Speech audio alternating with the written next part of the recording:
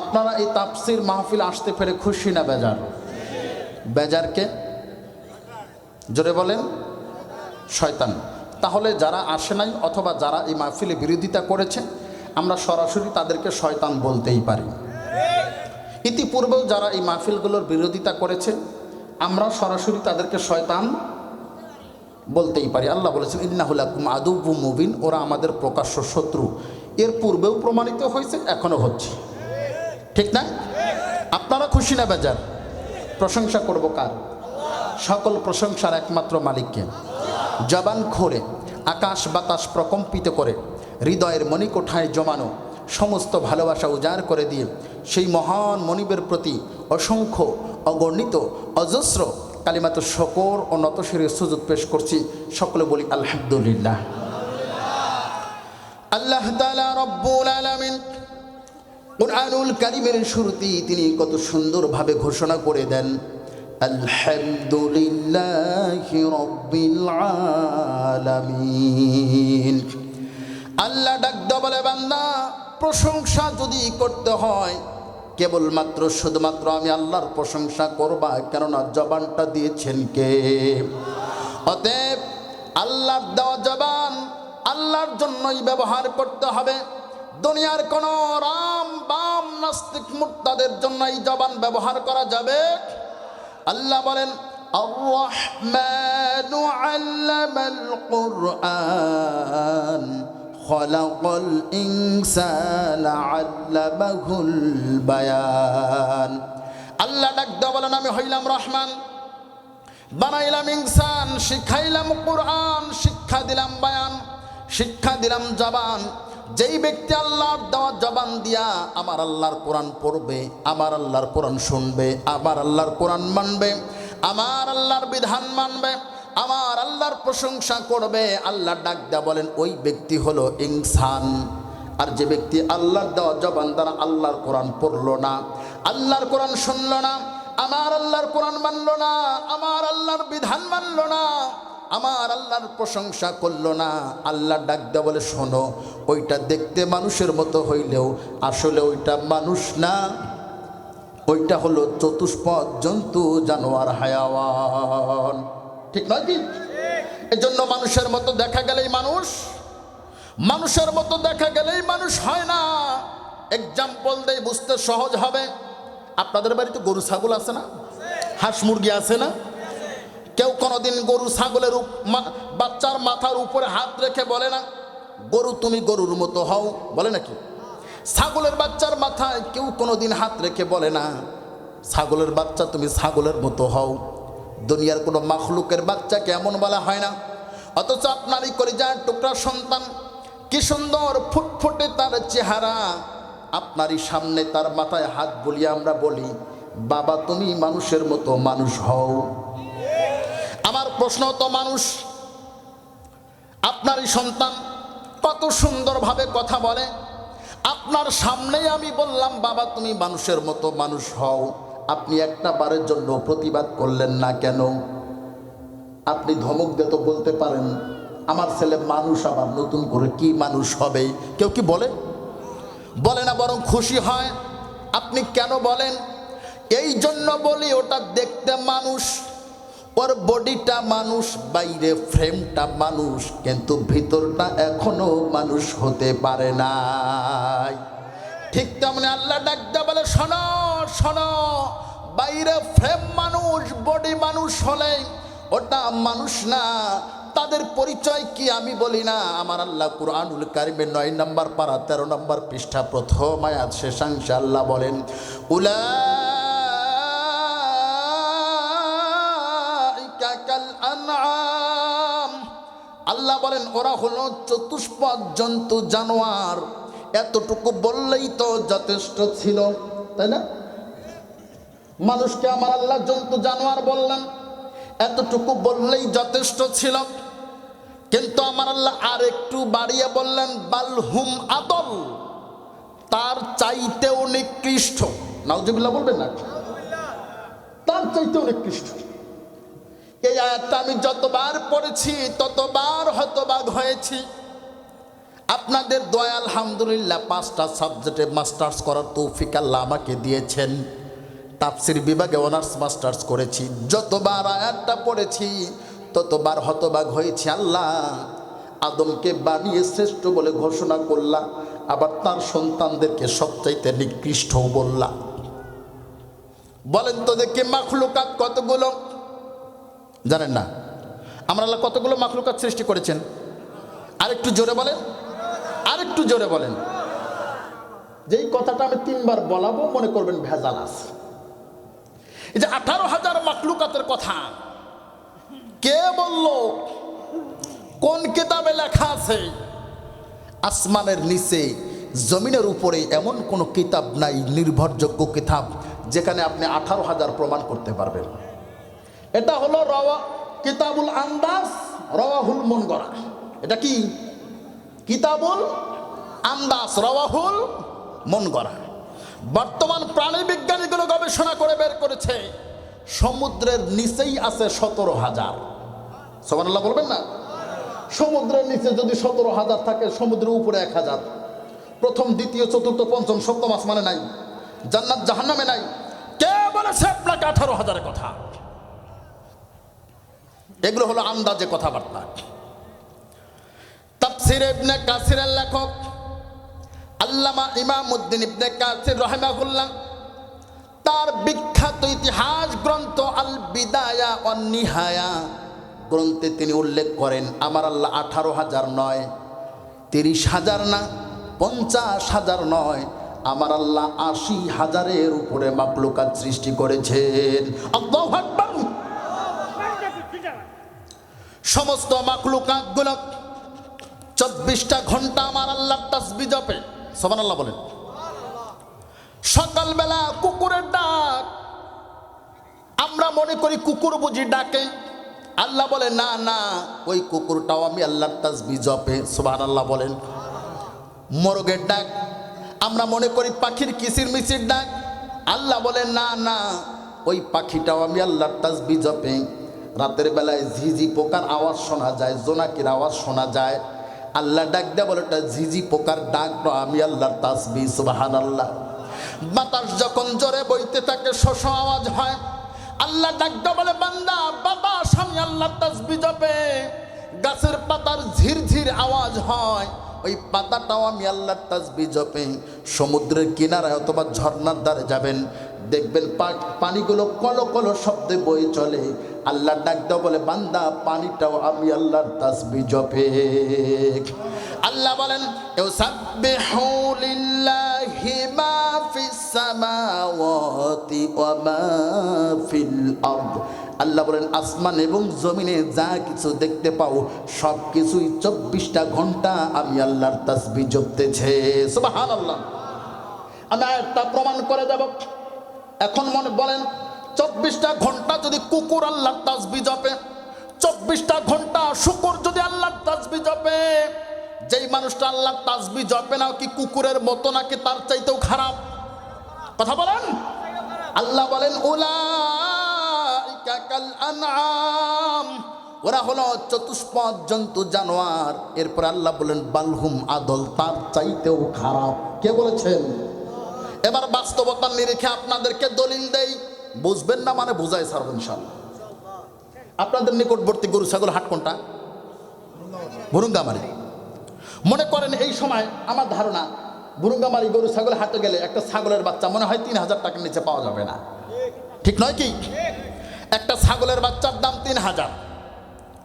দেশ স্বাধীন হওয়ার পর কত নির্বাচন গেল আসলো জানেন?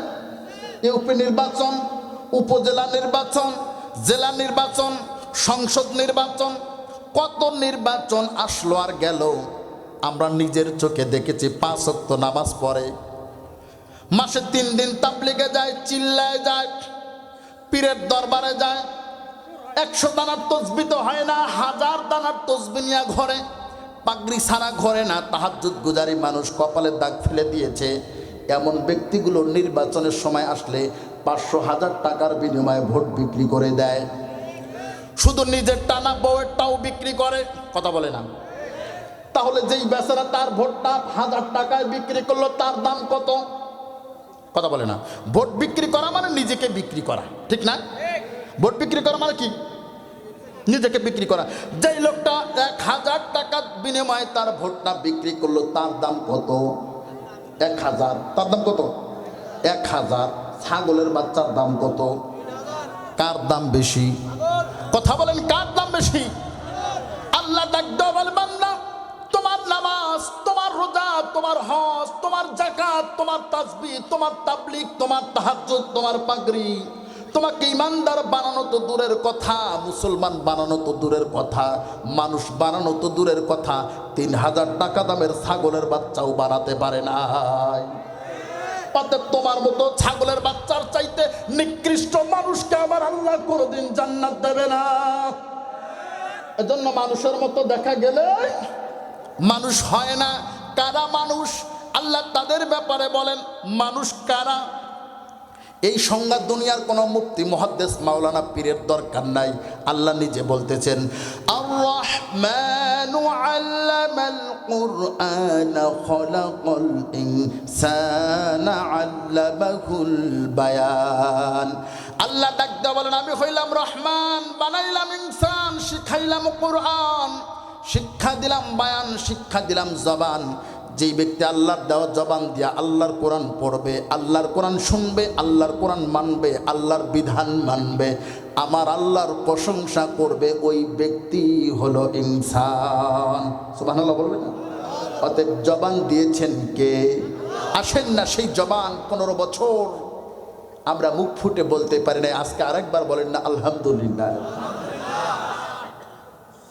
আলোচনা চলবে। আমি কমার্শিয়াল কোনো বক্তা না যে একটা ঘটনা ধরলাম আর শেষ করে দিলাম।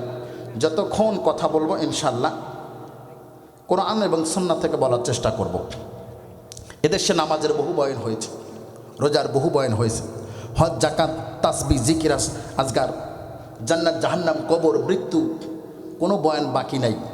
তবে বর্তমান সময় যেটা ফরজে আইন, এই বিষয়ে আমরা অনেকেই নীরব। কথা বলে ঠিক না?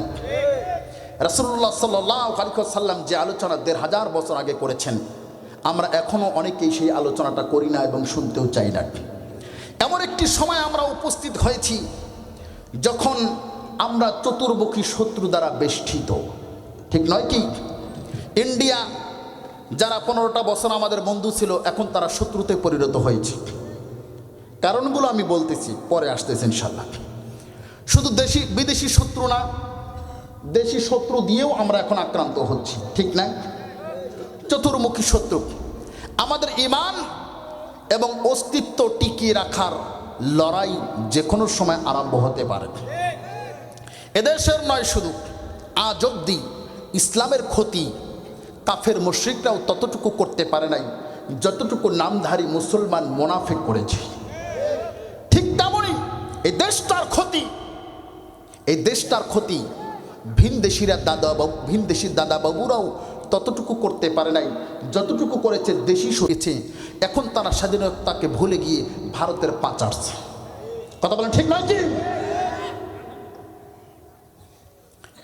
কুঠার চেনেন তো আপনারা? চেনেন না? কুড়াল। এই কুড়াল দিয়ে গাছ কাটে, বাঁশ কাটে। বাঁশ কুড়ালকে বলতেছে, ভাই তোর সাথে তো আমার কোনো শত্রুতা নাই, তুই ভিন্ন জাত, আমি ভিন্ন জাত, তোর ধর্ম আলাদা, আমার ধর্ম আলাদা, তোর সাথে আমার কোনো মামলা মোকদ্দমাও নাই, তুই কেন আমার কাটিস? কুড়াল ডাক দেয়া বলতেছে, ভাই বাঁশ, দোষ তো আমার না, দোষ কার? ভাই তাকায় দেখ, আমার পেছনে যে ফোর্স করতেছে তোকে কাটার জন্য, ওটা তোরই স্বজাতি ভাই। মনে হয় বুঝাতে পারি না। কুড়ালের পেছনে কে থাকে? বাঁশ। এই বাঁশ যদি না থাকে, কুড়ালের ক্ষমতা আছে বাঁশের গায়ে একটা চোট দেয়। কুড়াল বলতেছে, দোষ তো আমার না, আমার পেছনে যে আছে ওটা তোরই স্বজাতি বাঁশ। ঠিক তেমনই এদেশের ক্ষতি রামবাম নাস্তিক মুরতাদ করতে পারে নাই, ভিনদেশি দাবেদার ইন্ডিয়াও করতে পারে নাই। যারা এদেশের স্বাধীনতা বলে চিল্লিয়েছে, তারা এখন ইন্ডিয়াকে কুড়াল বানিয়ে পেছনে বাঁশের মতো কাজ করে এদেশের শান্তি শৃঙ্খলা অস্তিত্বের উপর আঘাত করতে ওরা এখন বাসের ভূমিকায় নেমেছে। কিসের ভূমিকায়? সিরিয়াল আসতেছে, ইনশাল্লাহ পাবেন। ইন্ডিয়া দেশের বন্ধু কখনোই ছিল না, কখনোই ছিল না। যখন দিতে পেরেছে বন্ধু ততদিন ভালো ছিল, দেওয়া বন্ধ হয়ে গেছে বন্ধু খারাপ হয়ে গেছে, তাই না? 15টা বছর আমরা তাদেরকে দিয়েছি। তিনি বলেও গেছে ভারতকে আমরা যা দিয়েছি ভারত কোনোদিনও বলতে পারবে না, ঠিক নয় কি? এখন দেওয়া বন্ধ হয়ে গেছে, ভারত সব ভুলে গেছে, এখন আমরা ভালো না। কথা বলেন ঠিক নয় কি? স্বাধীনতার 50 বছর অতিক্রম হয়ে গেল, আজ অব্দি এদেশে হিন্দু বৌদ্ধ খ্রিস্টান একসাথে বসবাস করতেছি, রোজা এবং পূজা একসাথে হয়েছে। আজ অব্দি আমাদের কোনো দিন মারামারি হয় নাই, আমরা তাদের পূজায় বাধা দেই নাই, তারাও আমাদের রোজায় বাধা দেয় নাই। এদেশের শতবর্ষী একটি মাদ্রাসা, হাটহাজারী মাদ্রাসা, চেনেন তো? তার কোলেই রয়েছে শতবর্ষী একটি মন্দির। হাটহাজারী মাদ্রাসার কোলে শতবর্ষী একটি মন্দির। কোনোদিন মাদ্রাসার ছাত্রগুলো ওই মন্দিরের দিকে একটা ঢিল ছড়ে নাই। মন্দিরে কিন্তু ঘন্টা বাজা বন্ধ হয় না, মন্দির থেকেও কোনো হিন্দু বলে নাই এখন দেশ আমাদের দখলে, মাদ্রাসা বন্ধ করে দিলাম। আমরা সকলে কাঁধে কাঁধ মিলিয়ে এদেশে সুখে শান্তিতে বসবাস করতেছি। ভিনদেশি দাদা বাবুদের এই শান্তি পছন্দ হচ্ছে না। কথা বলেন ঠিক নয় কি? এই প্রথম ইসকনকে লেলিয়ে দিয়ে চট্টগ্রামে সর্বপ্রথম হিন্দু এবং মুসলমান যে সাম্প্রদায়িক সম্প্রীতি ছিল এটাকে নষ্ট করে সাম্প্রদায়িক দাঙ্গায় পরিণত করে আমার ভাই অ্যাডভোকেট সাইফুল ইসলাম আলিফকে শহীদ করে দিয়েছে। ওরা মনে করেছে বিভিন্ন সময় বিভিন্ন রূপে আমরা আগমন করলেই বাঙালিরা ভয় পাবে। আমরা তো এমন জাতি, পৃথিবীর ইতিহাসে কোনো জাতি, কোনো দেশ, কোনো গোষ্ঠী, কোনো গোত্র তাদের ভাষার জন্য যুদ্ধ করে না। কেবলমাত্র শুধুমাত্র পৃথিবীতে একমাত্র অনলি ওয়ান বাঙালি হিসেবে আমরা আমাদের ভাষার জন্য যুদ্ধ করেছি। সুবহানাল্লাহ বলেন। যে জাতি তার ভাষাকে ছাড় দেয় না, যে জাতি তার ভাষাকে ছাড় দেয় না, সেই জাতি তার রাষ্ট্রের 1 ইঞ্চি মাটি ছাড় দেবে, এটা কি ভাবা যায়? কথা বলেন, এটা কি ভাবা যায়? এদেশকে বিক্রি করে ইন্ডিয়ার গোলামির জিঞ্জির পরানোর যেই চক্রান্ত করেছিল, 15টি বছর পুতুল বসিয়ে রেখেছিল, পুতুল এখন উঠে গেছে। তারা ওখান থেকে ওপার থেকে ঘোষণা দেয় এদেশ দখল করবে। আচ্ছা বলেন তো দেখি, পাকিস্তানের পছন্দের খাবার হইল গোস্ত রুটি, আমার দেশের পছন্দের খাবার হলো গরুর গোস্ত। যত প্রকার গোস্ত আনেন না কেন, গরুর গোস্তের উপরে একটাও নাই, ঠিক না? হরিণের গোস্ত বলেন আর উটের গোস্ত বলেন আর দুম্বার গোস্ত বলেন, স্বাদের দিক থেকে আমাদের কাছে গরুর গোস্তের উপরে একটাও নাই। পাকিস্তান খায় গোস্ত রুটি, আমরা খাই গরুর গোস্ত। আর ভারতের পছন্দের খাবার হলো গরুর গোবর। গরুর গোবর দিয়ে ওরা বিস্কুট বানায়, গরু গোবর দিয়ে উন্নত মানের কেক বানায়। আবার করোনার সময় তাদের করোনার একমাত্র ভ্যাকসিন ছিল গরুর প্রস্রাব। আমরা খাই গরুর গোস্ত কলিজা, ওরা খায় গরুর গোবর আর মূত্র। গরুর গোবর আর প্রস্রাব খায়া গরু কলিজা খাওয়া মানুষের সাথে কি যুদ্ধ করা যায়? কথা বলেন। ওপার থেকে হুমকি দেয় 15 মিনিটের জন্য গেটটা খুলে দাও, এ দেশ দখল করব। আমরাও বলেছি তোমরা আসো, বাংলাদেশের প্রত্যেকটা মাদ্রাসা ক্যান্টনমেন্ট ঘোষণা করা হবে। কথা বলেন ঠিক কিনা? 1 ইঞ্চি মাটি, এদেশের 1 ইঞ্চি মাটিও কাউকে ছেড়ে দেওয়া হবে। কথা বলেন, ছেড়ে দেওয়া হবে?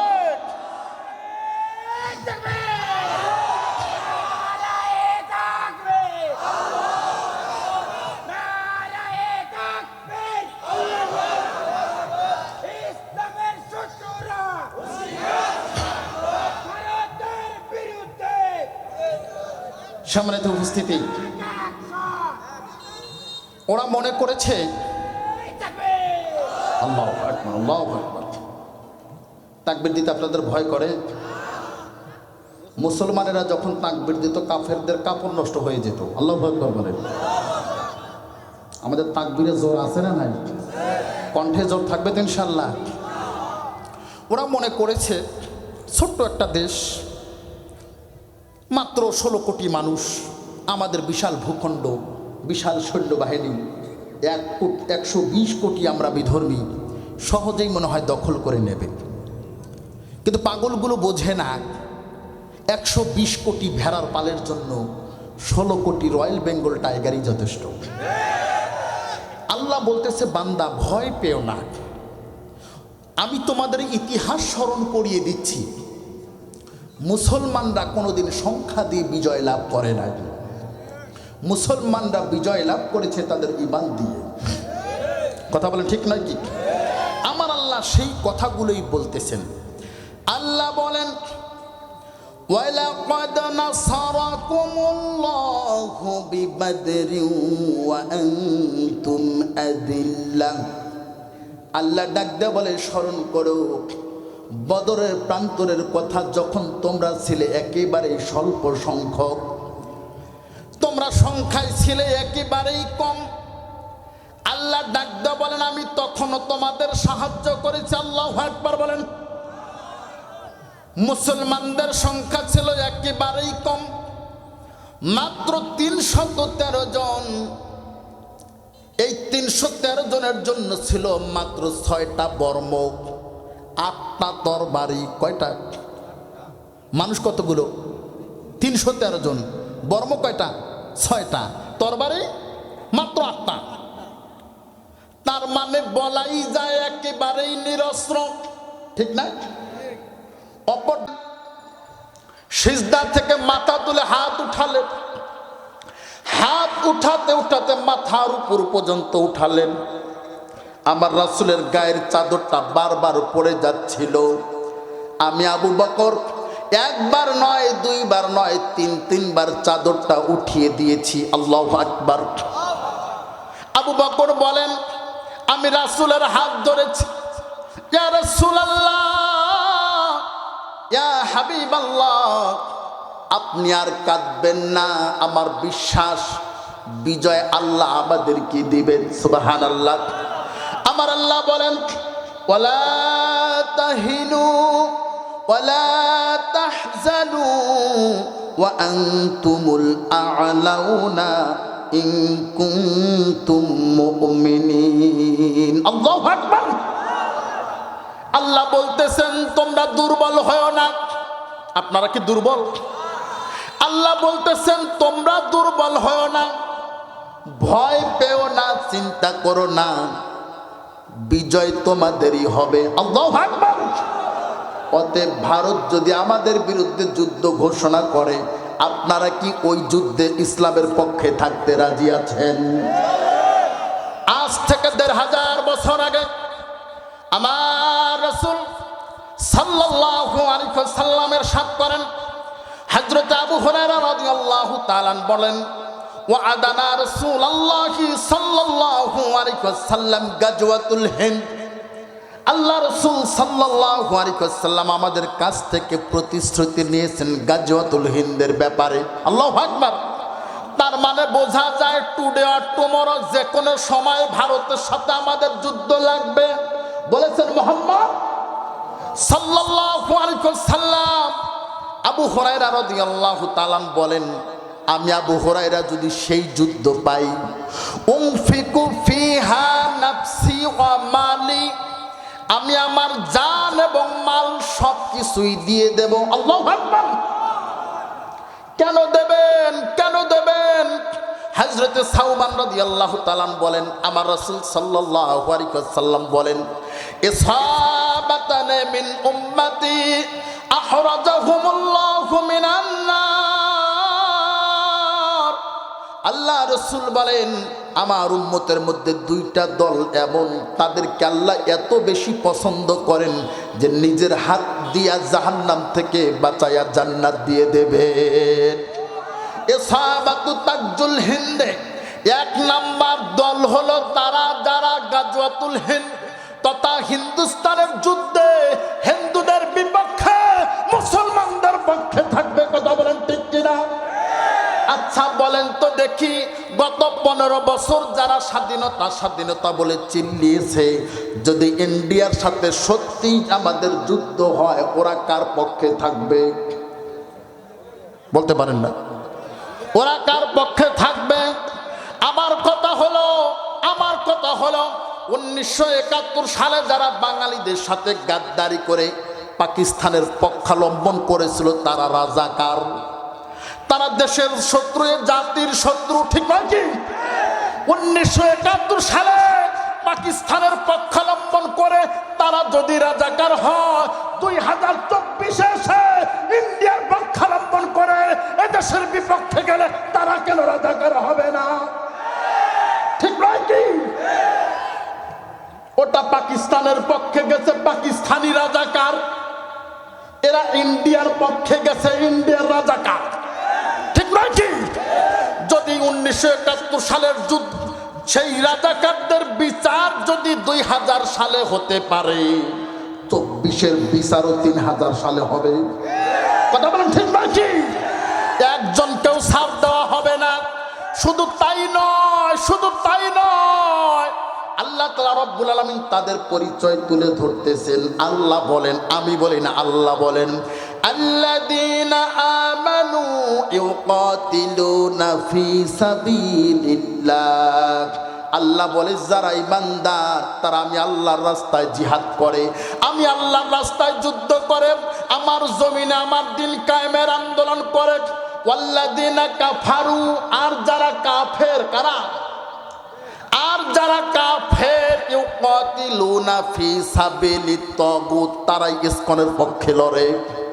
কথা বলে না? তার মানে ইসকনের পক্ষে যারা ছিল ওরা মুমিন না কাফের? জোরে বলেন, মুমিন না কাফের? ইসকন বিক্ষোভ করলো, আমার দেশের যৌথ বাহিনী তাদেরকে গ্রেপ্তার করলো, 31 জনকে গ্রেপ্তার করেছে, 17 জন যুবলীগ। এবার বলেন ওরা মুমিন না কাফের? আর জোরে বলেন না কেন? কে বলেছেন? আল্লাহ বলেছেন, ওয়াল্লাযীনা কাফারু ইউকাতিলুনা ফি সাবিলিত তাগুত। আর যারা কাফের ওরা যুদ্ধ করবে শয়তানের পক্ষে, তাগুতের পক্ষে, ইন্ডিয়ার পক্ষে, ওরা যুদ্ধ করবে ইসকনের পক্ষে, মুসলমানদের বিপক্ষে। অতএব ওরা যদি কাফের হয়, বউ আছে না গেছে? তালাক দেওয়ার দরকার আছে? অটো তালাক, কথা বলেন কি? অটো তালাক, যদি অটো তালাক হয়েই যায়, ওরা মেলামেশা করে, ওই মেলামেশার ফলে যেটা আসছে ওটা হালাল জাদা না হারাম জাদা? ওটা কি? হারাম জাদা। ওই হারাম জাদাগুলো 15 বছরে তৈরি হয়েছে, এখনো আছে, ভবিষ্যতেও এদেশের শান্তি শৃঙ্খলা নষ্ট করার জন্য তারাই লড়বে। কথা বলেন ঠিক কিনা? এজন্য কোন হারাম জাদা যেন মাথা চারা দিয়ে উঠতে না পারে, সজাগ দৃষ্টি রাখা দরকার। সাবেক শিক্ষা প্রতিমন্ত্রী জাকির হোসেন, নাম শুনছেন? এই কুড়িগ্রামের এই হাইব্রিডটাই দোয়া করছিল, আল্লাহ যেন বঙ্গবন্ধুকে জাহান্নামের ভালো জায়গায় স্থান দেয়। এই রৌমারি এই হাইব্রিড একদিন আমাকে বলে, হুজুর ঢাকা থেকে আসেন, 30-40 হাজার টাকা করে নিয়ে যান, সমাজের তো পরিবর্তন হয় না, ওয়াজ করে লাভটা কি? কথা কিন্তু একেবারে খারাপ বলে নাই, হাসেন কেন? পরিবর্তন হয়েছে। 15 বছর আমরা মাহফিল কি কম করেছি? আমার মতো ছোট মানুষ যদি 150-200 মাহফিল করে, তো বড়গুলো কতগুলো করছে? হুজুর সমাজের তো কোনো পরিবর্তন হয় না। আমি চিন্তা করলাম হাইব্রিড তো আমার ওয়াজ শুনবে না, অতএব খুতবার আগে জবাবটা দেওয়া দরকার। সেই জবাবটা কি আপনারা চান? আপনাদের জানা দরকার আছে না নাই? সেদিন যেটা বলেছিলাম আজকেও বলি, এটা ভুরুঙ্গামারি থানা। মনে করেন ভুরুঙ্গামারি থানায় একটা মূল ট্যাঙ্কি আছে, ওই ট্যাঙ্কি থেকে পানি সাপ্লাই করা হয়, গোটা ভুরুঙ্গামারি মানুষ পানি খায়। তার একটা ট্যাপ আমার এই চেয়ারম্যানের বাসায়ও আছে। এক্সাম্পল দিচ্ছি, মূল ট্যাঙ্কিতে একটা কুকুর মরে পড়ে আছে। বলেন তো দেখি গোটা ভুরুঙ্গামারির পানি দুর্গন্ধ হবে কিনা? চেয়ারম্যান সাহেব দেখলো ব্যাপার কি, ভালো পানি দুর্গন্ধ হলো কেন? উনি সুন্দর করে কলটা পরিষ্কার করলেন, পানি ভালো হবে? যদি কলটা পরিবর্তন করেন ভালো হবে? গোটা ভুরুঙ্গামারি মানুষ যদি কল পরিবর্তন করে পানি কি ভালো হবে? কেন হবে না? ওই যে মূল ট্যাঙ্কিতে কি আছে? কুকুর আছে। ওই কুকুরটাকে ফেলে দেন, কুকুরটাকে লাথি মেরে ফেলে দেন, গোটা ভুরুঙ্গামারি কল পরিবর্তন করা লাগবে না, অটোমেটিক ভালো হয়ে যাবে। কথা বলেন ঠিক কিনা? গত 15 বছর মূল ট্যাঙ্কি সংসদ ভবনে ছিল কুকুর। কথা বলেন ঠিক কিনা? মূল ট্যাঙ্কিতে ছিল কুকুর। আমরা সারা বাংলাদেশ ঘুরেছি আর কল পরিবর্তনের চেষ্টা করেছি, সারা বাংলাদেশ ঘুরেছি, কল পরিবর্তনের চেষ্টা করেছি, সারা বাংলাদেশের একটা কলও ভালো হয় নাই। কথা বলেন ঠিক কিনা? কুকুর লাথি মেরে ফেলে দিয়েছি, এখন ভালো আছে। কথা বলেন, এখন ভালো আছে। এখন ওয়াজ করা যায়, মানুষ শুনতে পারে, বুঝতে পারে। প্রতিজ্ঞা নেন আগামীতে যেন কোন কুকুরের বাচ্চা সংসদ ভবনে প্রবেশ করতে না পারে। যদি সিদ্ধান্ত নিতে ভুল করেন, আগামীতেও যদি কোন কুকুর ওই জায়গায় বসে, আবারও কিন্তু দুর্গন্ধ হওয়ার সম্ভাবনা আছে। এজন্য প্রতিজ্ঞা নেন আর কোন কুকুর যেন যেতে না পারে। কথা বলেন ঠিক না ঠিক? এজন্য ওয়াজ শুধু শুনলেই হবে না, ওয়াজ শুধু শুনলেই হবে না, জায়গাটা পরিবর্তন করা দরকার। ঠিক না কি? এজন্য আমার বাবাজিরা, আল্লাহ তাআলা রব্বুল আলামিন বলেন, আল্লাযীনা আমানু ইউকাতিলুনা ফি সাবিলিল্লাহ, যারা ঈমানদার আমি আল্লাহর রাস্তায় যুদ্ধ করে, আর যারা রামবাম নাস্তিক মুরতাদ অর্থাৎ সরাসরি কাফের, তারাই আল্লাহর জমিনে আল্লাহর দিন কায়েমে বাধা প্রদান করে। এদের স্বাধীন হলো 50টা বছর অতিক্রম হয়ে গেল, আজ অব্দি কোনো হিন্দু বলে নাই রাষ্ট্র ধর্ম ইসলাম রাখা যাবে না, কোনো খ্রিস্টান বলে নাই এদেশের সংবিধানে বিসমিল্লাহ রাখা যাবে না, এমন কথা কোনো হিন্দু বলে নাই, খ্রিস্টানও বলে নাই, বৌদ্ধরাও বলে নাই। যারা বলেছে তারা নামের আগে মোহাম্মদ শব্দ লাগায়া মুসলমান ছিল। আল্লাহ তাআলা রব্বুল আলামিন বলেন, আমি বলি না, আল্লাহ বলেন, ওয়ামিনান নাসি মাইয়াকুলু আমান্না বিল্লাহি ওয়া বিল ইয়াউমিল আখির। আল্লাহ বলেন, তোমাদের মধ্যে এমন কিছু মানুষ থাকবে যারা নিজেদেরকে ঈমানদার দাবি করবে। তারা বলবে আমরা আল্লাহকে বিশ্বাস করি, আখিরাতকে বিশ্বাস করি। আল্লাহ বলেন, ওমা হুম বিমুমিনিন, খবরদার ওরা কিন্তু মুমিন না। আমরা বললাম আল্লাহ তাহলে ওরা কারা? আল্লাহ বলেন, ইউখাদিউনাল্লাহা ওয়াল্লাযীনা আমানু, আল্লাহ বলেন ওরা হলো ধোঁকাবাজ, প্রতারক, বেঈমান। কথা বলেন ঠিক নয় কি? প্রমাণ করে দিয়েছে ওরা বেঈমান। কথা বলে না? 15 বছর যাদেরকে গালি দিল, রাজাকার বলল সবগুলোই দেশে আছে, একটাও পাকিস্তান যায় নাই, এদেরকে আমরা গালিও দিলাম না। কথা বলে না? গালি দেওয়ার সুযোগও পাইলাম না, নিজের পরিচয় দিয়ে আগেই ইন্ডিয়া পালাইছে। অতএব বোঝা যায় যাদের রাজাকার বলেছিল তারা নয়, এরাই হইল অরিজিনাল রাজাকার। আল্লাহ তাআলা রব্বুল আলামিন বলতেছে, বান্দা সাবধান সাবধান, আমার আইনের বিরুদ্ধে যায় না। ওয়ামান লাম ইয়াহকুম বিমা আনজালাল্লাহ ফাউলাইকা হুমুল কাফিরুন। আল্লাহ বলেন, যারা আমি আল্লাহর বিধানকে মানতে চায় না, আমার জমিনে আমার দিন কায়েম হোক, এটা যারা চায় না, ফাউলাইকা হুমুল কাফিরুন, ওরাই হলো কাফের। এবার বলেন, যারা আল্লাহর জমিনে আল্লাহর দিনের বাধা দিয়েছে তারা কারা? ফতোয়া দিয়েছেন কে? অতএব ওরা যদি কাফের হয়, কাফেরের জানাজা পড়া যাবে? জোরে বলেন, পড়া যাবে? আজকে ফতোয়া দেই, যারা ইসলামের বিরোধিতা করেছে, রাষ্ট্র ধর্ম ইসলামের বিরোধিতা করেছে, আমার নবীকে গালি দিয়েছে, তাফসির মাহফিল বন্ধ করেছে, হাজার হাজার আলেমদের উপরে যারা গণহত্যা চালিয়েছে, কোরআনের পাখি আল্লামা সাইদি রাহিমাহুল্লাহকে যারা ভারতের ইশারায় শাহাদত করে দিয়েছে, কথা বলে না, বয়োবৃদ্ধ আলেম এদেশের রত্ন ছিল আল্লামা বাবুনগরী রাহিমাহুল্লাহ। বয়োবৃদ্ধ আলেমটাকেও জেলে নিয়ে নির্যাতন যারা করেছে, আল্লাহ তাআলা রব্বুল আলামিন বলেন উলাইকা হুমুল কাফিরুন, ওরা কাফের। কে বলেছেন? আল্লাহ বলেছেন অতএব কোন কাফেরের জানাজা পড়া যাবে? কথা বলেন যাবে? অতএব শুধুমাত্র নামাজ নিয়ে ফতোয়া দিবেন না, হাত বুকে না নাভির নিচে, আমিন আসতে না জোরে, দোয়া করবেন কি করবেন না, মিলাদ হবে কি হবে না, দাঁড়াবেন না বসবেন, এইগুলা দ্বন্দ্ব বাদ দেন। যেটা হারাম, আজ থেকে কোনো কাফেরের জানাজা পড়া হবে না। ফতোয়া কে দিয়েছেন? আল্লাহ দিয়েছে। এই ফতোয়াগুলো আমরা দেই না। এই ফতোয়া দেওয়ার কারণে আমার বিরুদ্ধে 3টা মামলা। ওরা থাকতেই দিয়েছে, ওরা থাকতে দিয়েছে।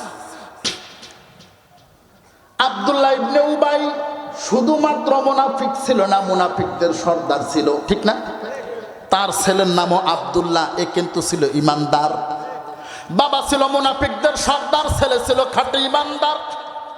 আব্দুল্লাহ ইবনে উবাই যখন মারা গেল, আল্লাহ রাসূল সাল্লাল্লাহু আলাইহি ওয়াসাল্লাম আব্দুল্লাহ ইবনে উবাইর জানাজা নামাজ আদায় করার জন্য রওনা হলেন।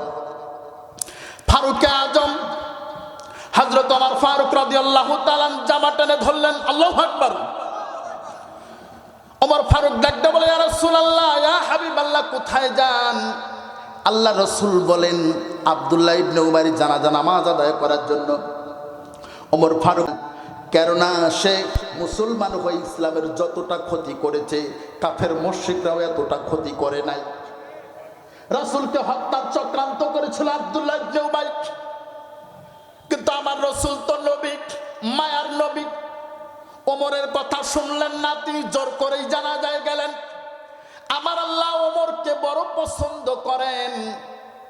ওমরের কথা, ওমরের সিদ্ধান্তকে পছন্দ করে আমার আল্লাহ একটা না দুইটা না 21টি কোরআনের আয়াত নাজিল করেছেন। আল্লাহু আকবার। কয়টা? 21টা কোরআনের আয়াত নাজিল করেছেন। এজন্য ওমরকে বলা হয় মেজাজে ওহী, ওহীর মেজাজের একজন মানুষ। আল্লাহ রাসূল তার গায়ের জুব্বা আব্দুল্লাহ ইবনে উবাইকে দিয়ে দিলেন, কাফন বানিয়ে দিলেন। শুধু তাই নয়, আমার রাসূলের মুখের লালা আব্দুল্লাহ ইবনে উবাইর মুখে লাগায় দিলেন। এত লম্বা দোয়া করলেন, এত লম্বা দোয়া। যদি আল্লাহ কবুল না করে, আপনি আমি ইমাম হইলে কবুল হবে মনে হয়? আল্লাহ বললেন একবার না 70 বার পড়লেও হবে না। শুধু তাই নয়, শুধু তাই নয়, আমার আল্লাহ সরাসরি ফতোয়া দিয়া দিলেন, সরাসরি ফতোয়া দিয়া দিলেন। এই ফতোয়াটা আমি দিয়ে যাচ্ছি, এটা যদি কার্যক্রম করেন, বাস্তবায়ন করেন, আল্লাহর কসম করে বলি ভবিষ্যতে কেউ আর ইসলামের বিরুদ্ধে যাওয়ার সাহস দেখাবে না। আল্লাহ বলেন শোনো, ওয়ালা তুসাল্লি আলা আহাদিন মিনহুম মাতা আবাদাও ওয়ালা তাকুম আলা কবরিহি। আল্লাহ বলেন ওদের কেউ যদি মারা যায়, জানাজা পড়ানো তো দূরের কথা, কবরের পাশেও দাঁড়াবা না। অতএব ফতোয়া দিয়ে গেলাম। এতদিন যারা আলেম ওলামাদের লিস্ট করে থানায় জমা দিয়েছে, কথা বলে না, আমার কাছ থেকে নিয়েছে, আমার কাছ থেকে, আমি তো থানা মসজিদের ইমাম ছিলাম, আমার কাছ থেকে লিস্ট নিত।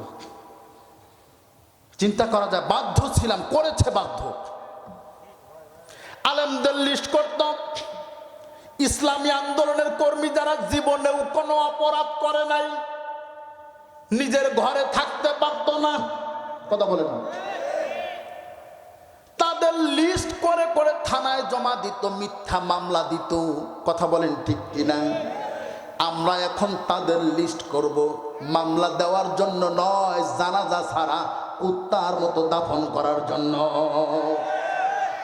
যদি জানাজা পড়াই লাগে, হুজুর যদি পড়তেই হয় পড়বেন ঠিক, কিন্তু ওযু করবেন না, কথা বলেন না।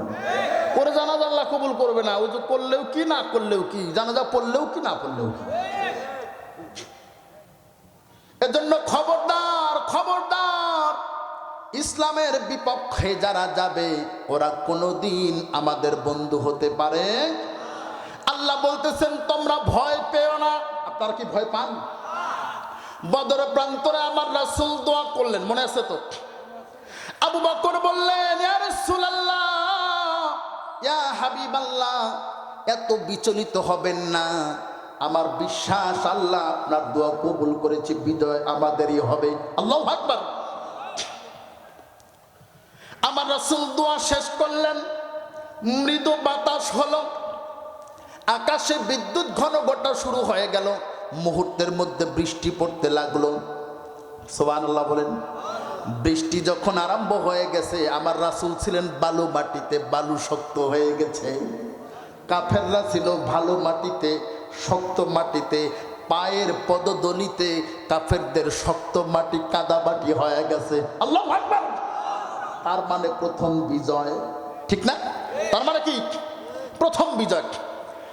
সকালবেলা আমার রাসূল সাল্লাল্লাহু আলাইহি সাল্লাম সৈন্যবাহিনী সাজাচ্ছেন, অপরদিকে আবু জেহেল সৈন্যবাহিনী সাজাচ্ছে।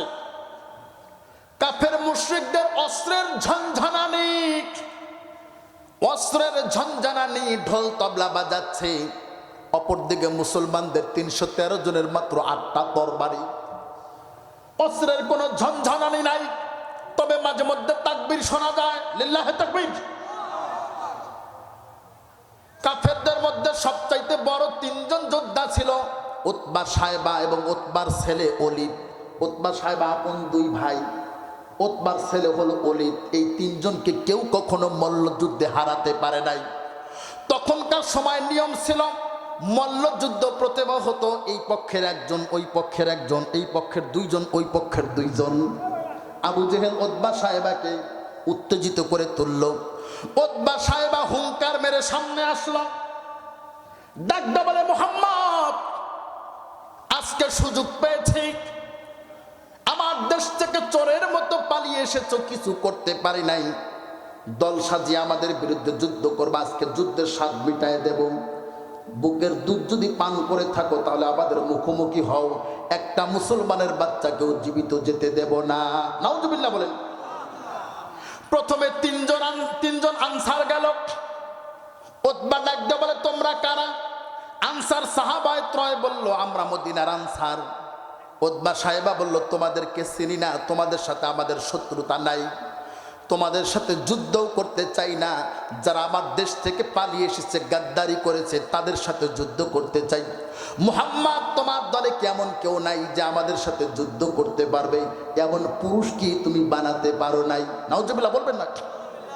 অপর দিকে ছিল চাচা ভাতিজা, কি বাপ বেটা, চাচা ভাতিজা, মানে উতবা সাহেবা আপন ভাই, উতবার ছেলে হলো ওলীদ, মানে চাচা ভাতিজা। এই দিকেও উতবা হুঙ্কার দেওয়ার সাথে সাথে তাকবীর ধ্বনি দিয়ে প্রথমে যিনি সামনে আগালেন তিনি হলেন মহাবীর হামজা। আল্লাহু আকবার বলেন। হামজা তাকবীর দিয়ে সামনে আগাতেই পেছনে ২ নাম্বার ব্যক্তি আসলো, আপন ভাতিজা আলী। আল্লাহু আকবার। ৩ নাম্বার ব্যক্তি যিনি আসলেন তিনি হলেন হযরত আবু উবাইদা রাদিয়াল্লাহু তাআলা। তার বয়স ৮২ বছর, একেবারে বয়স্ক মানুষ। ওই সময় আবু উবাইদা ৮২ বছর বয়সে যেই ঈমান, যেই শক্তি ছিল, বর্তমান সময়ের ২০ বছরের যুবকের মধ্যেও তা পাওয়া যায় না, ঠিক নয় কি?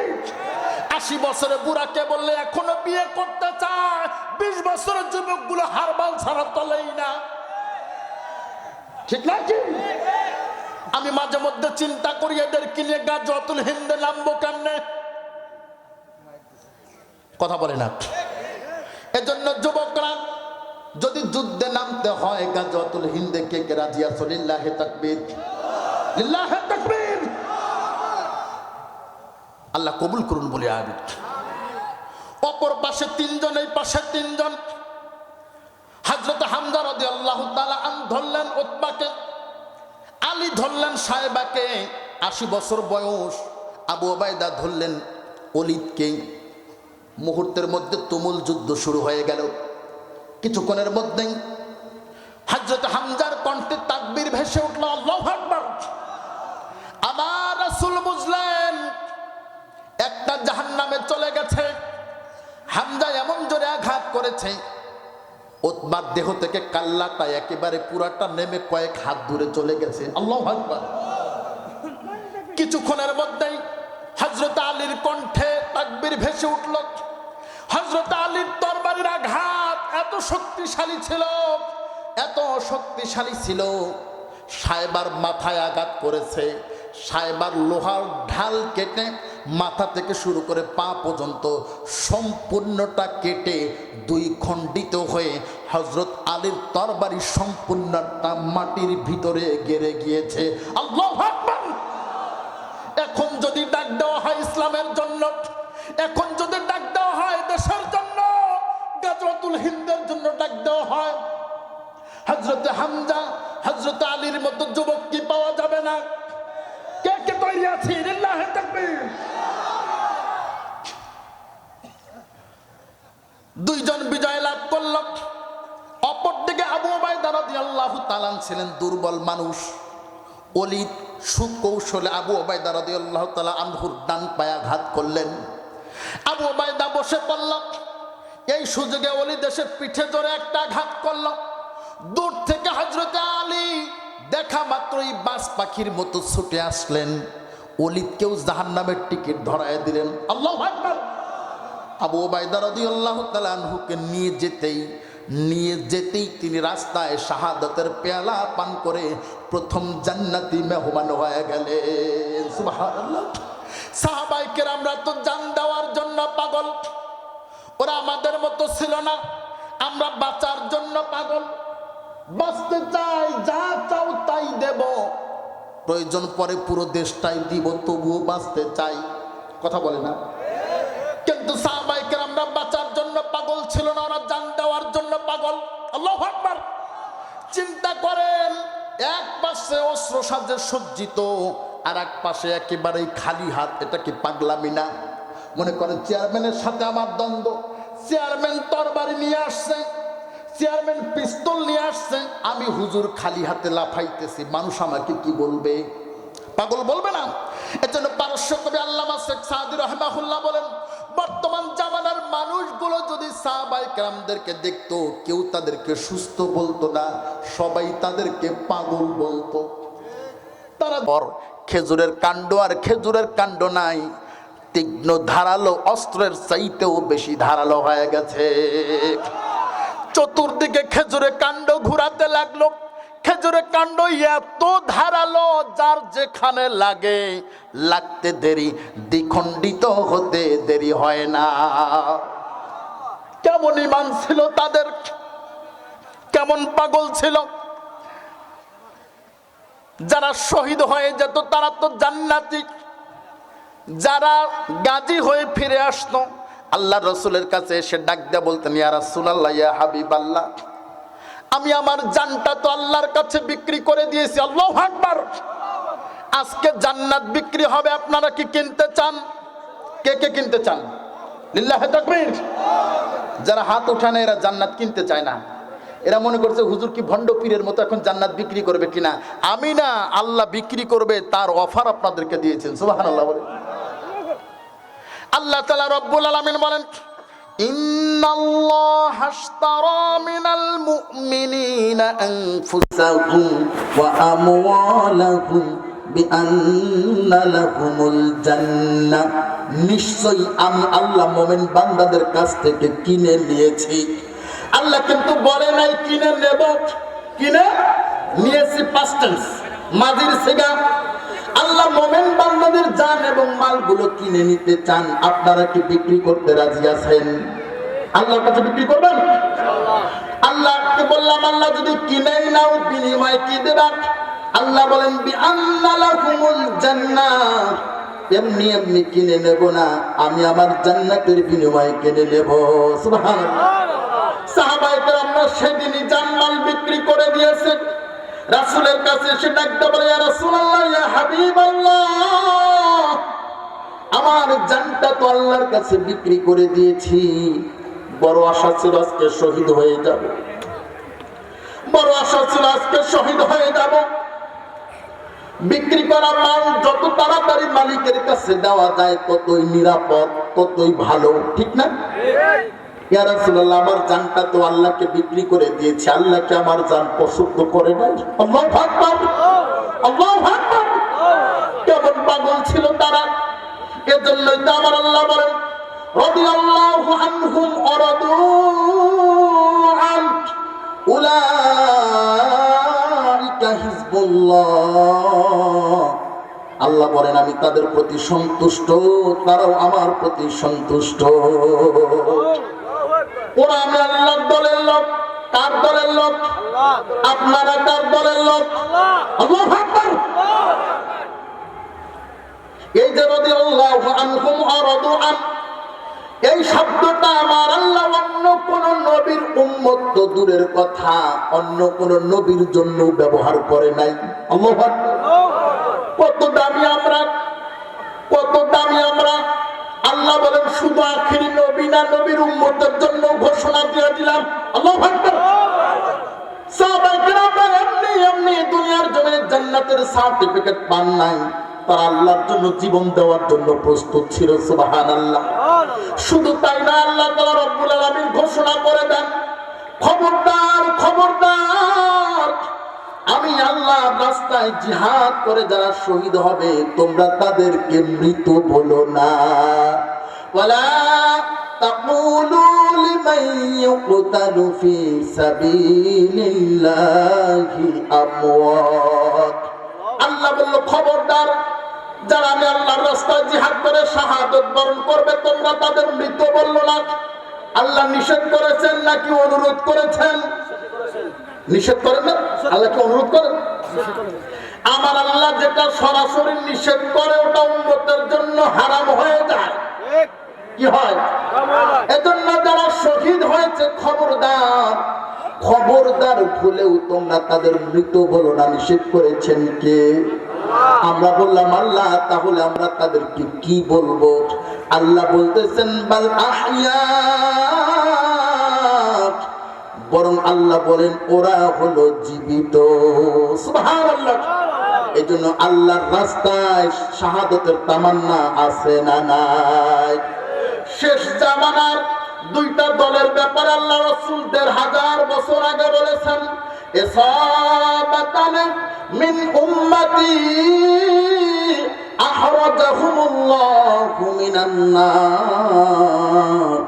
আমার উম্মতের মধ্যে দুই দল থাকবে যাদেরকে আল্লাহ এত বেশি পছন্দ করেন, এত বেশি পছন্দ করেন যে আল্লাহ নিজের হাত দিয়ে তাদেরকে জাহান্নাম থেকে বাঁচায়া জান্নাত দিয়ে দেবে। সুবহানাল্লাহ।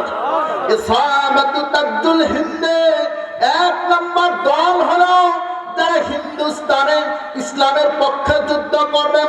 আবু হুরায়রা রাদিয়াল্লাহু তাআলা বলেন, আমি যদি গাজওয়াতুল হিন্দ পাইতাম, আমি যদি গাজওয়াতুল হিন্দ পাইতাম, আবু হুরায়রা বলেন, তাহলে উনফিকু ফিহা নাফসি ওয়া মালি, আমার জান এবং মাল সব কিছু দিয়া দিতাম। যদি আমি শহীদ হয়ে যেতাম, আমি হইতাম সর্বশ্রেষ্ঠ শহীদ। আল্লাহু আকবার। আবু হুরায়রা যদি গাজওয়াতুল হিন্দের তামান্না করতে পারে, যুবক তুমি কি পারো না? অতএব যারা ইসলামের বিপক্ষে গিয়ে তাদের পক্ষাবলম্বন করবে, ওরা কোনোদিন আমাদের বন্ধু না, ছিল না। কথা বলে না, ছিল। বরং তাদের ব্যাপারে রাসূল বলেছেন, আল্লাহ বলেছেন, রাসূলও বলেছেন, মান তাশাব্বাহা বিকওমিন ফাহুয়া মিনহুম। দাদা বাবুদের সাথে সম্পর্ক রাখবে যারা, তারাও দাদা বাবুদের মতোই বেদিন। কথা বলে না? যার সাথে যার মহব্বত, বলতে পারেন না, তার সাথে তার কিয়ামত। কিয়ামতের পৃথিবীর মধ্যে দুইটা রাষ্ট্র আছে যাদের প্রতিবেশী রাষ্ট্রের সাথে ভালো কোনো সম্পর্ক নাই। আচ্ছা বলেন তো দেখি, একজন বাড়িওয়ালা তার আশেপাশের প্রতিবেশী যদি তাকে পছন্দ না করে, ওটাকে ভালো না খারাপ? পৃথিবীর বুকে দুইটা রাষ্ট্র আছে তাদের প্রতিবেশীর সাথে ভালো সম্পর্ক নাই। এক নাম্বার হলো ইসরায়েল। ইসরায়েলের আশেপাশে কারোর সাথে ভালো সম্পর্ক নাই। দুই নাম্বার হলো ভারত। কথা বলে না। ভারতের চতুর্পাশে দেখেন তো কার সাথে ভালো সম্পর্ক? পাকিস্তানের সাথে ভালো সম্পর্ক, চীনের সাথে ভালো সম্পর্ক, বাংলাদেশের সাথে কথা বলে না। আমরা মুসলমান, আমরা আলাদা, আমাদের সাথে শত্রু থাকতেই পারে। পার্শ্ববর্তী আরেকটা রাষ্ট্র নেপাল, ওটা তো হিন্দু রাষ্ট্র, কথা বলে না। হিন্দু রাষ্ট্র হয়েও হিন্দু রাষ্ট্রের সাথে সম্পর্ক নাই। এই বাড়িওয়ালা ভালো না, ইন্ডিয়া ভালো না, তাদের সাথে যারা সম্পর্ক ছিল তারাও ভালো না। এজন্য এদের অবস্থা ওই রকমই হবে, কথা বলে না। আল্লাহ রাসূল বলেন মান তাশাব্বাহ বিকওমিন ফাহুয়া মিনহুম, ওদের সাথে সম্পর্ক রেখেছে যারা, তোমাদের দৃষ্টিতে তারা হতে পারে ইমানদার, আসলে ওরাই হইল কাফেরদের সর্দার। একটা এক্সাম্পল দেই, এটা আবার তাফসীর না, বললেন যে হুজুর এটা আবার কোন জায়গায় পাইছে। এক্সাম্পল দিচ্ছি। এক ক্ষুধার্ত বাঘ, ক্ষুধার্ত হয়ে তিনি শিকারী খুঁজতেছেন। হঠাৎ করে খবর পেলেন অমুক জায়গায় এক হরিণী তার শব্দ পরিস্ফুটিত দুটি বাচ্চা নিয়ে বসবাস করে। বাঘারও থাকে, বোঝেন না আমার কথা। বাঘ নাচতে নাচতে হরিণীর বাচ্চা খাওয়ার জন্য যাচ্ছে। হরিণীর বাচ্চাগুলো দূর থেকে দেখলো সর্বনাশ, বাঘ তো আসতেছে। বাঘ মনে হয় আমাদের দেখে ফেলেছে, অতএব বাঁচতে হলে পালাতে হবে। বাচ্চা দুটো মাকে ডাকতে বলে, মা বাঘ যে আসতেছে, অতএব যান বাঁচাতে হলে এখন পালানো ছাড়া কোনো উপায় নাই। হরিণী দেখলো আমি তো বড়, আমি দৌড়ে পালাতে পারবো, কিন্তু আমার ছোট্ট বাচ্চা দুটো তো আর পালাতে পারবে না, ঠিক না? মা এমন একটা জিনিস, মা ছোট্ট একটা ডাক, কিন্তু কি মায়া কি মহব্বত আমার আল্লাহ ওই জায়গায় রেখেছেন। মা চেনার জন্য মানুষের কাছে যেতে হয় না। আপনার বাড়িতে ছোট্ট ছাগল আছে, ওই ছাগলের বাচ্চাগুলো যখন দুধ পান করে, দুধ পান করতে করতে এত জোরে গুতা মারে, ছাগলের কোমর সহ উঁচু হয়ে যায়, ঠিক না? কোনদিন ছাগল বলে না বদমাইশ দুধ খাস আবার গুতা মারুস কেন, করে দুধই দেব না, বলেছে নাকি? কোনদিন বলে নাই। এত গুতা মারার পর মা যদি তার ছাগলের বাচ্চাটাকে দুধ পান করাতে থাকে আদর করে, ওটা তো ছাগল। আপনার মা আপনাকে কত আদর করে দুধ পান করাইছে, আল্লাহু আকবার, কত ভালোবেসে কত মহব্বত করে। হরিণী চিন্তা করলো আমি তো দৌড়ে পালাতে পারবো, কিন্তু বাচ্চাগুলো তো পালাতে পারবে না। অতএব আমার জীবন, আমার গায়ে এক ফোঁটা রক্ত থাকতে বাচ্চার গায়ে আঘাত লাগতে দেব না। কিছু একটা বুদ্ধি বের করা দরকার। বাচ্চাদেরকে বললাম, সোনামণিরা চিন্তা করো না, আমি মা থাকতে চিন্তার দরকার নাই, তোমাদের কিছু বাক্য শিখায় দেই। বাঘ যখন কাছাকাছি আসবে বাক্যগুলো তোমরা চিল্লা চিল্লা জোরে জোরে বলবা, কিছু কথা শিখায় দেবে। বাঘ দেখবেন আগেই কিন্তু শিকার করে না, ও আগে পজিশন ঠিক করে, ঠিক না? ডিসকভারি চ্যানেল যারা দেখেছেন, বিড়াল দেখবেন, বিড়াল কিন্তু চট করে দৌড় মারে না, আগে পজিশন ঠিক করে, এমন ভাবে পজিশন নেবে যেন টার্গেট মিস না হয়। বাঘ কাছাকাছি এসে পজিশন ঠিক করতেছে, এমন সময় হরিণীর বাচ্চা দুটো চিৎকার করে বলতেছে, মা কতদিন ধরে বাঘ খাই না মা, খোদার জ্বালায় পেটটা ছটফট করতেছে, জঙ্গলের শিয়াল কুকুর খায়া পেট ভরে না, মা গো আজকে যদি বাঘের ব্যবস্থা না করো তাহলে কিন্তু মরেই যাব, তাড়াতাড়ি বাঘের ব্যবস্থা করো। বাঘ চিন্তা করে সর্বনাশ, জামানার পাল্টে গেছে হাল, ছাগলের চারটে বাঘের গাল। এই গত সপ্তাহে একটা ভিডিও যারা ফেসবুকে দেখেছেন, চিড়িয়াখানায় বাঘ কিভাবে শিকার করে এটা দেখার জন্য একটা ছাগলকে ছেড়ে, খাসিকে ছেড়ে দিয়েছিল। যারা ফেসবুক চালায় দেখেছে, আমি দেখি হাসতে হাসতে অবস্থা খারাপ। খাসিটা ছেড়ে দিয়েছে, বাঘকে খাঁচা ছেড়ে দিয়েছে, বাঘ খাসি ধরার জন্য গেছে, খাসি দৌড়ে এসে বাঘকে এমন জোরে গুতা মারছে, খাসির গুতা খায় বাঘ আবার খাঁচায় ঢুকছে। মানে ও খাঁচায় থাকতে থাকতে মনেই নেই যে ও বাঘ। আজকে আমাদের মুসলমানদের অবস্থা ঠিক একই রকম, আমাদের মনেই নেই যে আমরা বাঘের জাত, ঠিক নাকি? ঘুম ভাঙানোর দরকার আছে না নাই? এই বাঘ চিন্তা করে সর্বনাশ, জামানার পাল্টে গেছে হাল, ছাগলের চারটে বাঘের গাল। আমি আসলাম হরিণ খেতে, আরে বাচ্চা দুটো নাকি বাঘ না খায় মারাই যায়, বাঘেরও থাকে। পেছন ঘুরেই দৌড়। অপর দিকে ছিল শিয়াল পণ্ডিত, চৌরাস্তার মাঝখানে। তারপর চিন্তা ভাবনা নাই, দক্ষিণা বাতাস খায়।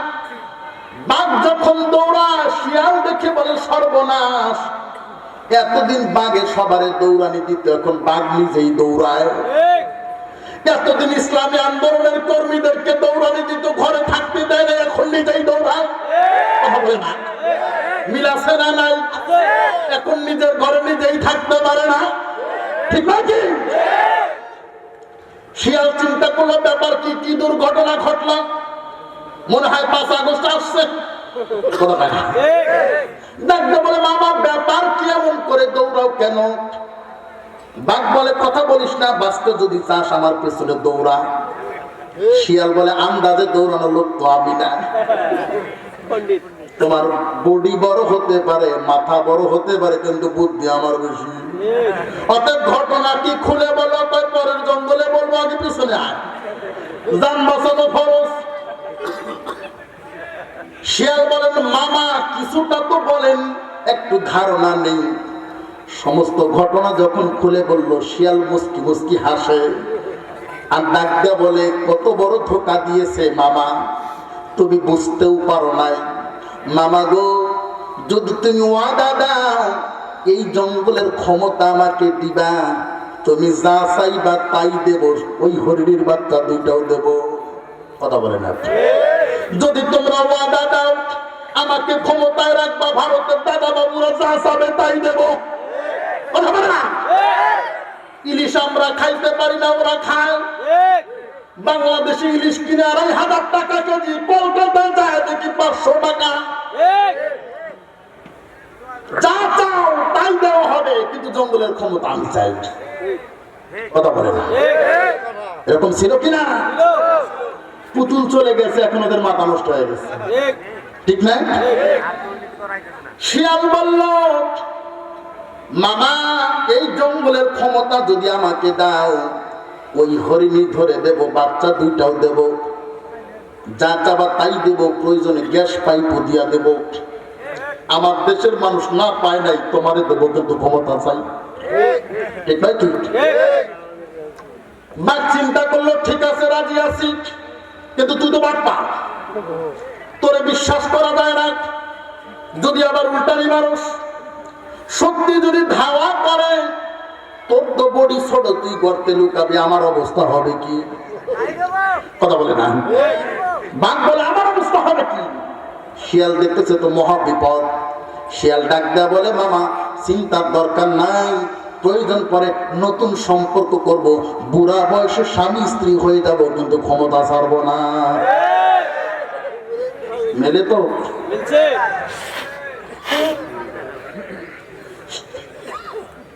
শিয়াল বলতেছে মামা চিন্তার দরকার নাই, প্রয়োজনে স্বামী স্ত্রী হব, আসেন পীড়িতের মালা গলায় ঝুলাই।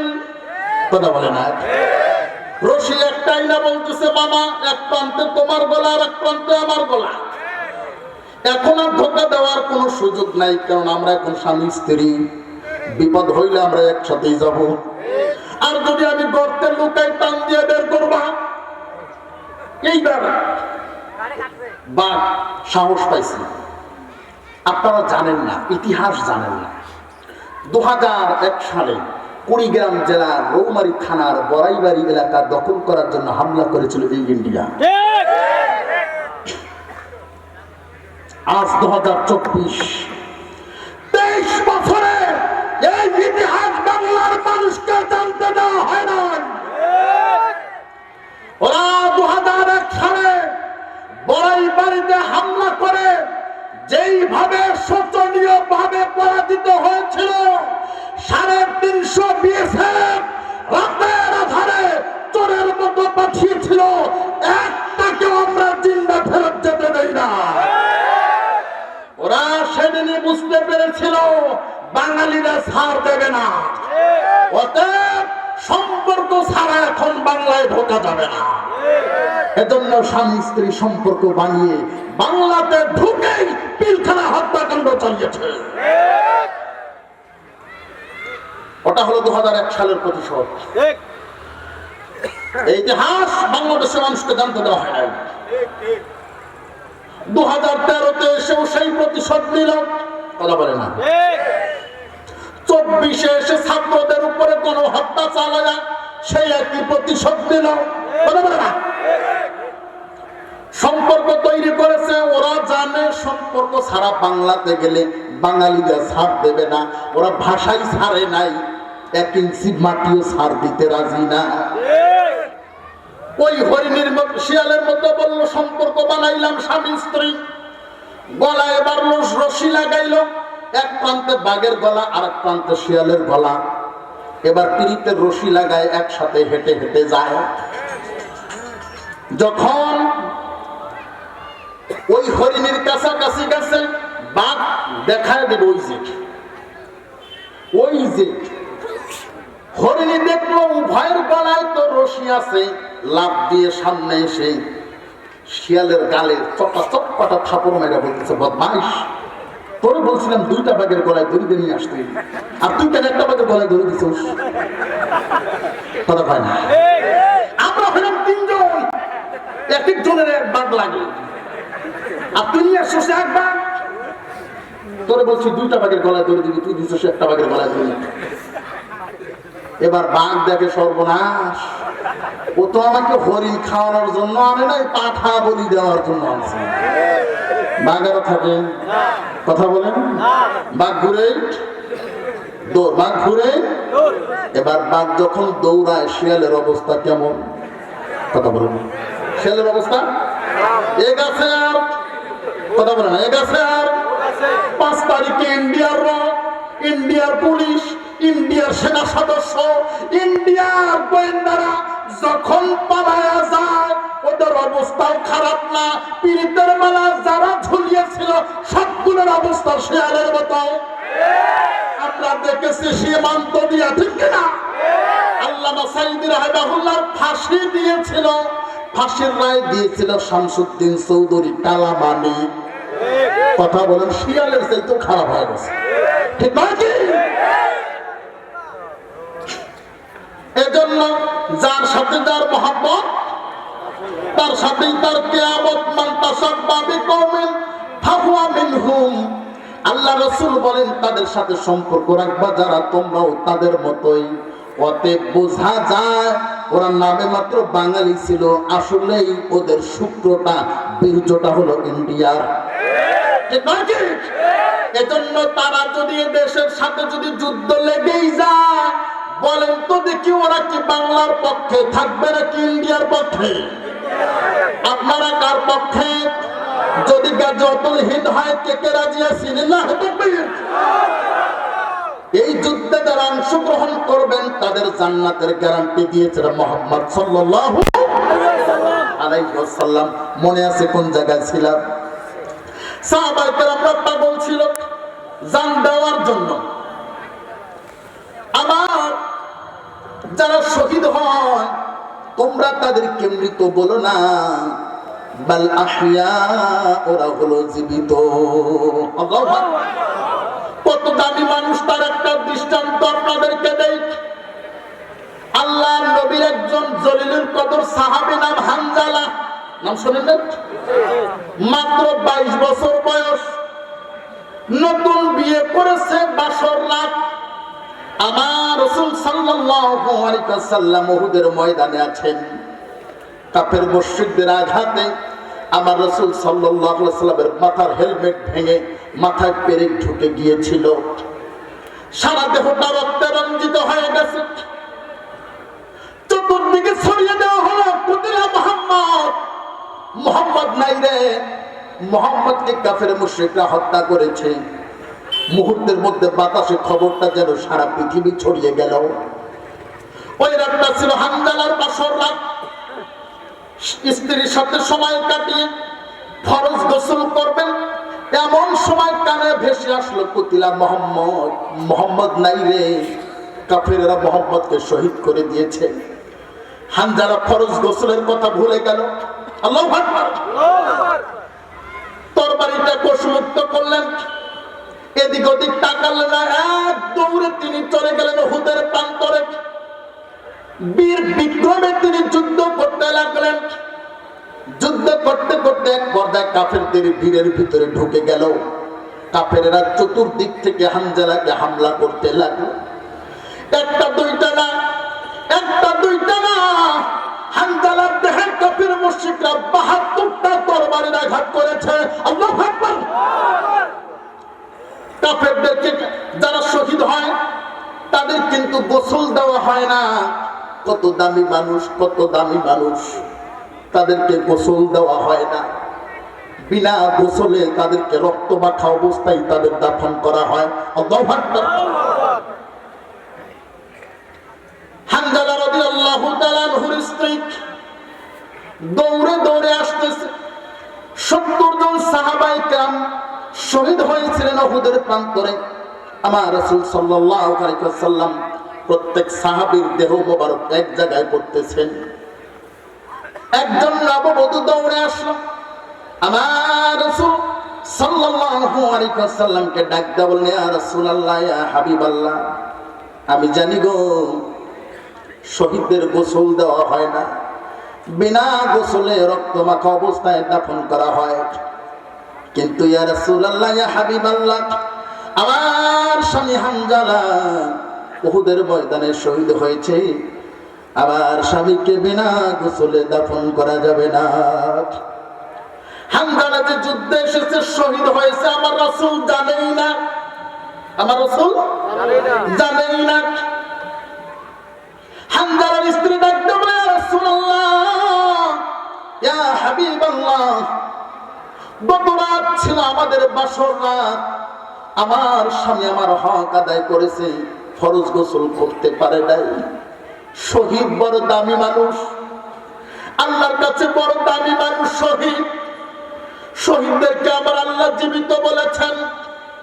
রক্তমাখা শহীদ কিয়ামতের দিবসে বীর দর্পে উঠবে, তাদের কোনো হিসাব থাকবে না, বিনা হিসাবে জান্নাত। সুবহানাল্লাহ বলেন।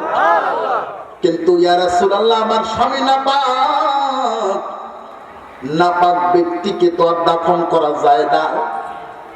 ইয়া রাসূলুল্লাহ, আমার স্বামীর গোসলের ব্যবস্থা করে দেন। আল্লাহু আকবার। আমার মা বোনেরা, আপনারা কি পারেন না হামজালার স্ত্রীর মতো ওই রকম বোনের মতো হয়ে গাজওয়াতুল হিন্দে নিজের স্বামী, নিজের সন্তান, নিজের ভাইকে মধ্যে মুজাহিদ হিসেবে পাঠাতে? আমার রাসূল সাহাবায়ে কিরামদেরকে বললেন, তাড়াতাড়ি পানির ব্যবস্থা করো, আমার হামজালার দেহ খুঁজে আনো। সমস্ত সাহাবায়ে কেরাম উহুদের প্রান্তরে খুঁজতে লাগলো, কোথাও হামজালাকে খুঁজে পাওয়া যায় না।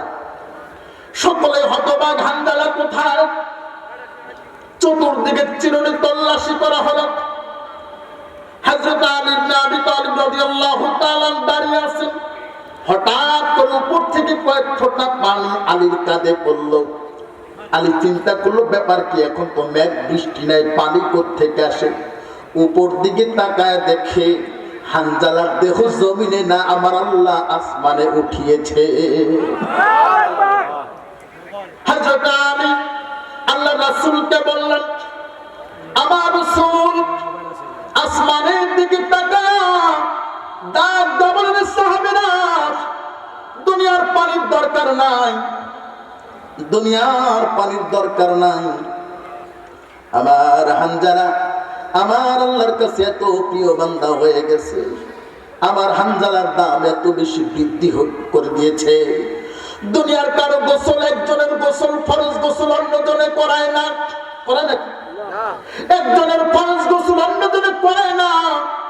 আমার রাসূল ডাকতে বলল, তোরা থাম, আমার হামজালার ফরজ গোসল দুনিয়ার কোনো পানি দিয়া না, হাউজে কাউসারের পানি দিয়ে ফেরেশতারা করায়া দিয়েছে।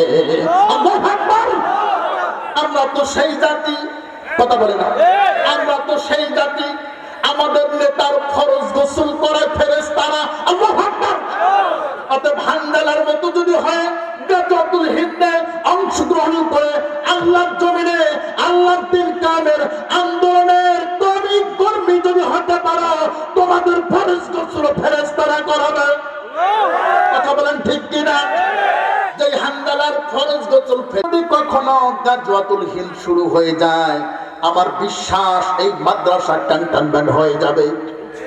আপনারা একজন যোদ্ধা হয়ে যাবেন ইনশাআল্লাহ। বর্তমান সরকারকে বলি, আমাদের রংপুরের উপদেষ্টা আবু হানিফ খান সজীব আমার অত্যন্ত কাছের মানুষ। আপনার রংপুরের বৈষম্য বিরোধী ছাত্র আন্দোলনের সমন্বয় আবু হানিফ সজীব আমার অত্যন্ত কাছের মানুষ, গঙ্গাচরণ মানুষ। সরাসরি বলেছি, যদি ইন্ডিয়া আমাদের বিরুদ্ধে অস্ত্র ধারণ করে, আমরা মাথার পাগড়ি আর মাথায় রাখবো না, ওটা কোমরে বেঁধে নেব। কোরবানি করা, কোরবানি দেওয়া, গরু জবাই করা ছুরিগুলাকে আমরা অস্ত্রে পরিণত করে নেব। প্রত্যেকটা মাদ্রাসা ক্যান্টনমেন্ট ঘোষণা করব। বর্তমান সরকারকে বলি 18 বছরের উপরে যত যুবক থাকবে, চাই সেটা স্কুল, কলেজ, ভার্সিটি, মাদ্রাসা, আলিয়া কওমি যাই হোক না কেন, 2 বছরের জন্য সেনা ট্রেনিং বাধ্যতামূলক করে দেওয়া দরকার। আপনার রাজি আছেন তো ইনশাআল্লাহ? লিল্লাহি তাকবীর। আল্লাহ আমাদের কবুল করুন, সকলে বলে আমিন। এরপরে আল্লাহ বললেন, জান তো দিবা, মালও দেওয়া লাগবে। কথা বলে না, মাল দেওয়া দরকার আছে না নাই? অর্থাৎ প্রত্যেকটা মাদ্রাসা যদি আমরা ক্যান্টনমেন্ট ঘোষণা করি, তাহলে এই ক্যান্টনমেন্ট জীবিত রাখা দরকার আছে না নাই? এটাকে সমৃদ্ধ করা দরকার আছে না নাই? এখান থেকে আমরা একজন কমান্ডার বের করতে চাই। ইনশাআল্লাহ প্রত্যেকটা কোরআনের হাফেজ হবে একজন সেক্টর কমান্ডারকে দিয়েছি।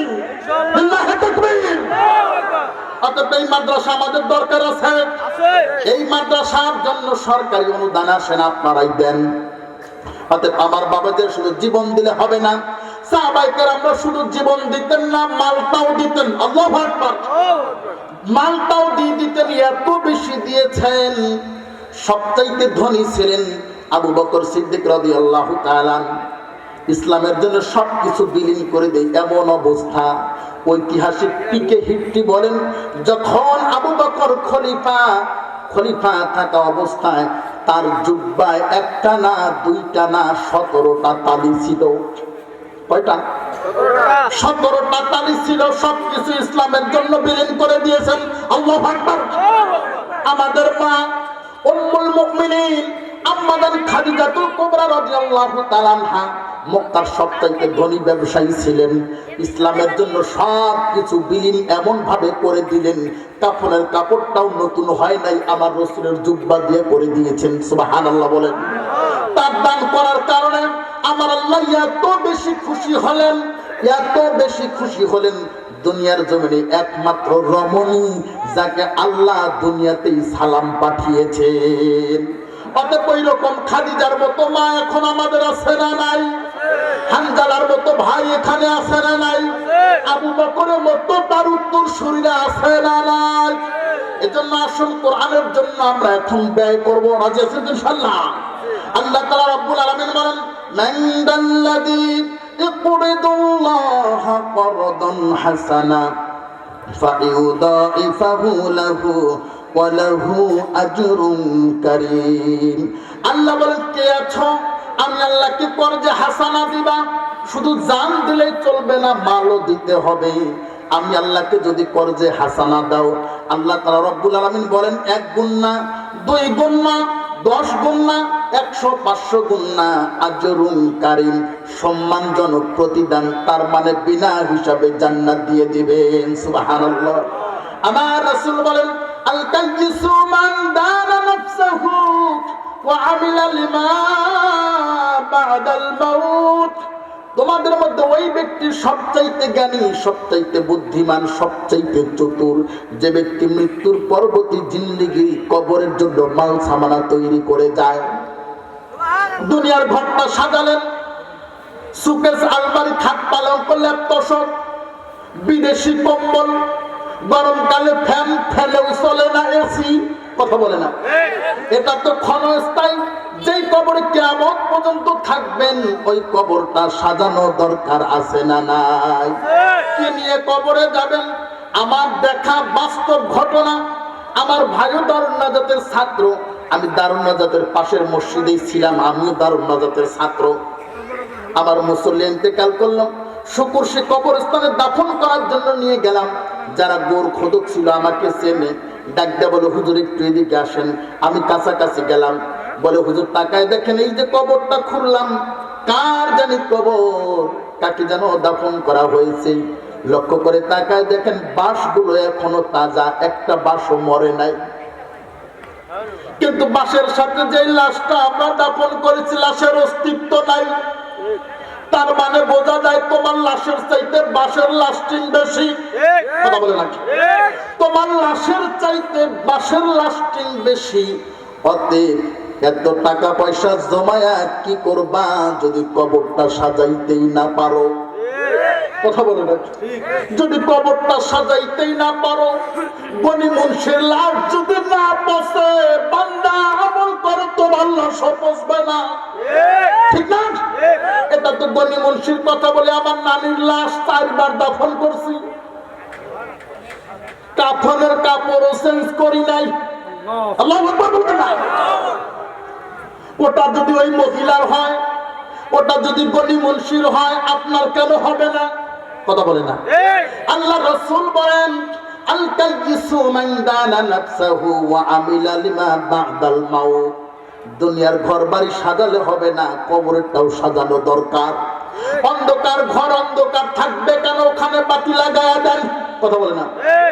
বাংলাদেশের একজন হিন্দু শিল্পী নকুল কুমার বিশ্বাস, নাম শুনেছেন?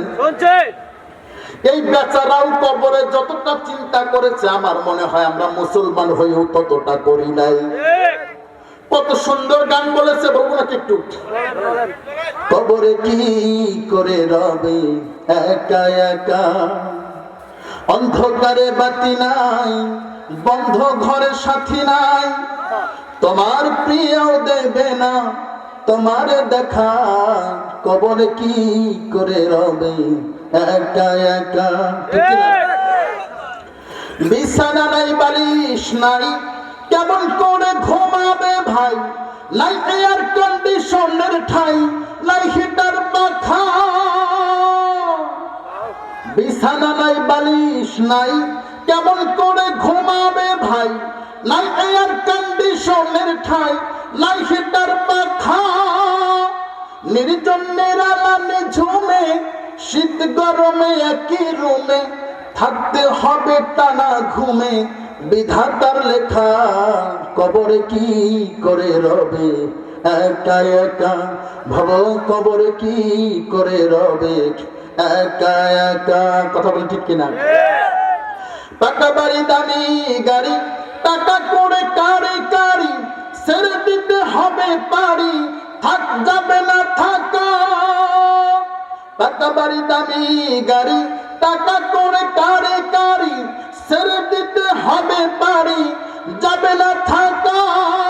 তোমার বসার চেয়ার টাকার সিন্ধুক, আত্মরক্ষার পিস্তল বন্দুক আসেনি? তোমার বসার চেয়ার টাকার সিন্ধুক, আত্মরক্ষার পিস্তল বন্দুক, ছেড়ে দিতে হবে মূল্য প্রিয় এলাকা। কবরে কি করে রবে একা একা, ভাব কবরে কি করে রবে একা একা। কে নিয়ে যাবেন? এজন্য আল্লাহ রাসূল বলেন, আল কাইয়িসু মান দানা নাফসাহু ওয়া আমিলা লিমা বা'দাল মাউত। ওই ব্যক্তি তো সবচেয়ে চতুর, যে ব্যক্তি মৃত্যুর পরবর্তী জিন্দেগির জন্য মাল সামানা তৈরি করে যায়। এই রাত হয়তোবা আমরা আর আগামী রাত পাবো কিনা গ্যারান্টি নাই।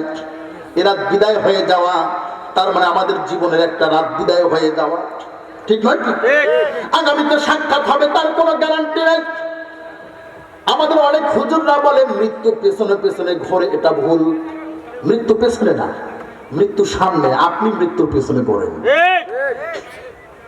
আল্লাহ তাআলা রব্বুল আলামিন বলেন, ফাইন্নাহু মুলাকিকুম, মৃত্যু তোমাদের সাথে মোলাকাত করবে। মোলাকাত কি পেছন থেকে হয় নাকি সামনে থেকে হয়? তার মানে বোঝা যায় মৃত্যু সামনে। অর্থাৎ একটা রাত গেল, আপনি মৃত্যুর দিকে আগায় গেলেন, একটা নিঃশ্বাস গেল, মৃত্যুর দিকে আগায় গেলেন। কেউ জানি না কতটুকু সামনে, এজন্য আসুন সময়টাকে কাজে লাগাই, কবরের জন্য মাল সামানা তৈরি করে নিয়ে যাই। আল্লাহর কোরআনের জন্য আলহামদুলিল্লাহ আপনারা দিয়েছেন, দিয়ে আসছেন, এখন পর্যন্ত চলেছে।